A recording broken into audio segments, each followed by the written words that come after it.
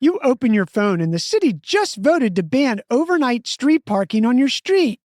You didn't even know there was a vote. You scroll the thread. It looks like just 3 neighbors pushed hard for it. 3 out of 42 households. Now you're rearranging your driveway because of 3 people being loud and pushing for it.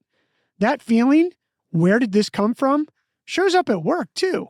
A policy changes, a tool gets adopted, a meeting format shifts, and the whole team adjusts around something 2 people insisted on while everyone else just shrugged. Today we're breaking down the intransigent minority, why a tiny fraction of any group can reshape the rules for everyone else, what the research says about how small that fraction can be, and 3 protocols to spot when an intransigent minority is steering your choices so you stop finding out after the fact. The concept comes from Nissim Nicholas Taleb. He calls it the minority rule. And here's how it happens. The majority prefers X, but will tolerate Y. A minority will only accept Y and doesn't budge. Because the majority is flexible and the minority is not, the system bends to the minority. Taleb's go-to example. About 41% of food produced in the U.S. is certified kosher, but the Jewish population is roughly 2.6%.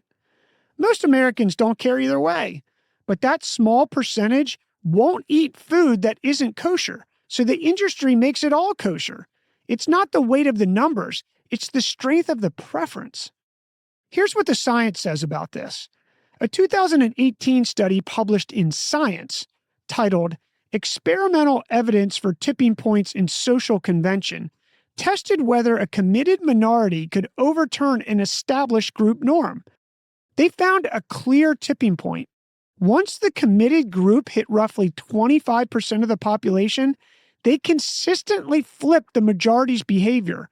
Below that, they failed. Above it, change happened fast and before most people even realized it. You don't need half. A committed minority with an unwavering position can rewrite the rules while everyone else is still deciding how they feel. Now, here are the 3 protocols to recognize and respond to the intransigent minority before it reshapes your world without your input. Protocol number 1, track the who cares most ratio. In any decision, work, neighborhood, group project, ask who has a flexible preference and who has a rigid one. The rigid voices win by default unless someone with equal conviction pushes back. If you catch yourself thinking, I don't care either way, that's the moment to check whether you should. Protocol number 2, audit the defaults that already changed around you. Look at the last 3 policies, tools, or norms that shifted in your workplace or community. Who drove the change and how many people was it? You'd probably find it was really a small vocal group. And maybe they weren't wrong, but if you didn't notice it was happening, that's the gap to close. Protocol number 3, name your non-negotiable before the vote. The intransigent minority wins because they already know what they won't bend on. You need that list too. Pick 2 or 3 things at work, at home, or your community where your preference is not flexible. Write them down. When those topics surface, speak with the same clarity the minority does. That's how you stop rearranging your driveway for people you've never seen at a meeting. You don't need to fight every battle, but you need to know which ones you care about before a tiny group of people decides for everyone else. Your move.